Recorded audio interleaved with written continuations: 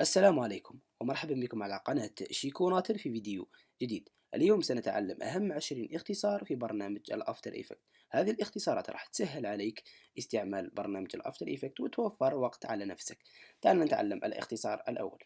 الاختصار الأول معظمكم يعرفه هو كوموند وحرف الآن لإنشاء نيو كومبوزيشن، وإذا كنت تستعمل الويندوز اختار كنترول وحرف الآن. الاختصار الثاني هو تحميل أو رفع الملفات على برنامج الأفتر إيفكت بالضغط على Command وحرف ال I. Import، نقوم ب Import أي صورة أو أي فيديو تريده. جيد.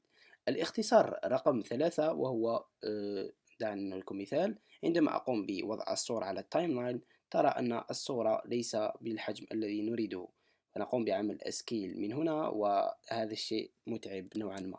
اختصار لعمل الصورة على حسب الكومبوزيشن تقوم بالضغط على كنترول أو كوماند وآلت شيفت وحرف ال H.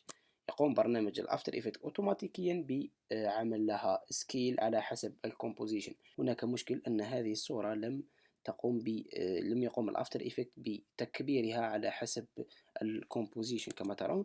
لهذا الاختصار نقوم بالضغط على كوماند آلت شيفت وحرف G.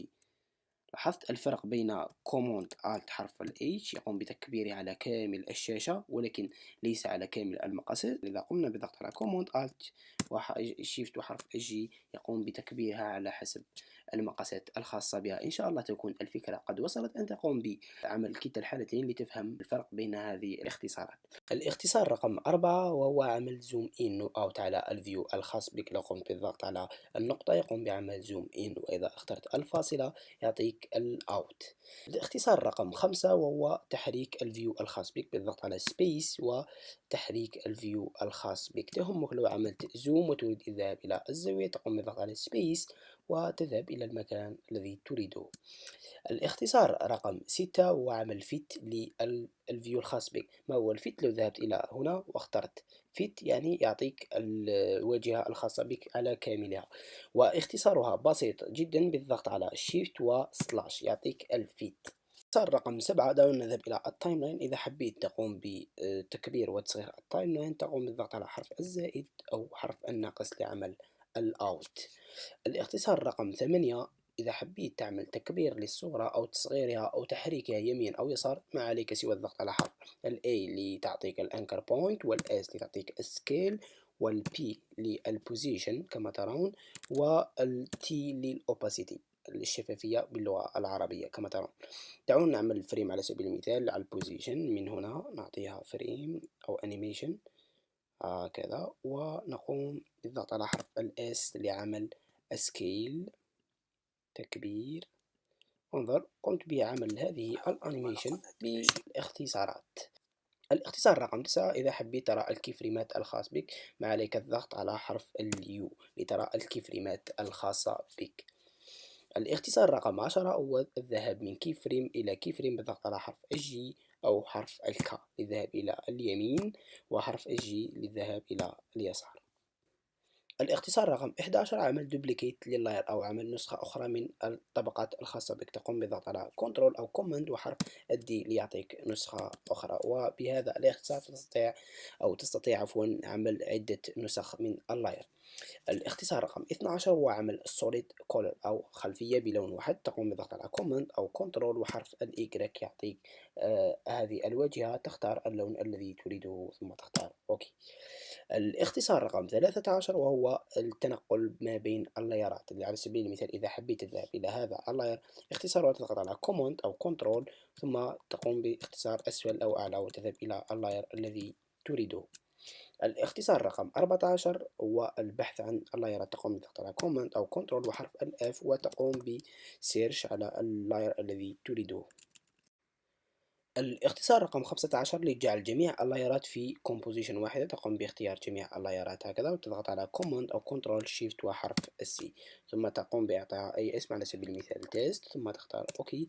يعطيك جميع اللايرات في كومبوزيشن الذي اخترنا اسمه تيست.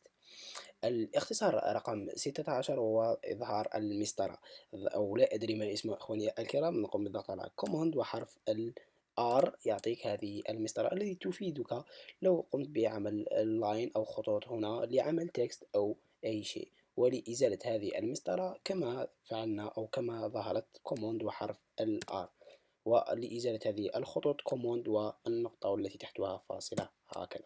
الاختصار رقم 17 وهو عمل سبيس ما بين التكست. دعونا نعمل تكست لنفهم. نقوم بعمل التكست على سبيل المثال هكذا، وإذا حبيت تعمل سبيس ما بين التكست أو يعني ما بين كل حرف، تقوم بالضغط على Alt وتقوم بإزاحتها يمين أو يسار كما تحب هكذا. على سبيل المثال نقوم بإزاحة هذه الحرف الآن هنا. تلاعب بالسبيس. الاختصار رقم 18 هو لتكبير النافذات أو تكبير الويندو. لو ذهبت إلى ملف إلى التايم لاين أو إلى اللايرات وقمت بالضغط على الشرطة التي تجدها في الكيبورد يعطيك نافذة كبيرة. وإذا حبيت تذهب إلى تكبير شاشة الإيمبورت تقوم بالضغط على هذه الشرطة التي تجدها أيضا في الكيبورد، لا أدري ما اسمها، تعطيك نافذة كبيرة في الإيمبورت. الاختصار رقم 19 وهو عمل إشارة. هنا لو ذهبت إلى التايم لاين ثم تقوم بالضغط على شيفت ورقم الواحد يعطيك إشارة رقم واحد، شيفت رقم اثنان إشارة اثنان، شيفت رقم ثلاثة إلى حد ما 19 كما تريد. هذه الإشارات تحتاجها عندما تقوم بعمل كليب أو ما بين اللايرات لعمل إفكت أو شيء مثل هذا القبيل. الاختصار رقم 20 إخواني الكرام الذي نختم به حلقتنا الآن هو كوماند وحرف الآن أو كنترول وحرف الآن. غالبا منكم يعرفون هذا أو تقريب كاملكم يعرفون هذا الاختصار لعمل إكسبورت للفيديو الذي قمت بعمله. ثم تذهب إلى هنا وتختار الكواليتي الذي تريدها ثم تضغط أوكي، ومكان لحفظ هذا الملف. على سبيل المثال نختار الديسكتوب. هنا هو الديسكتوب. هنا نعطيه أي اسم تيست ثم نختار سيف ونعطيه رندر يعطيك هذا الفيديو تجده في الديسكتوب الخاص بك. لقد كانت هذه إخواني الكرام أشهر أو يعني 20 اختصار الذي تستعملها تفيدك وتجعل عملك في الأفتر إفكت سهل نوعا ما. إذا كانت مفيدة لك لا تنسى الإعجاب والاشتراك في القناة ليصلكم دائما الجديد.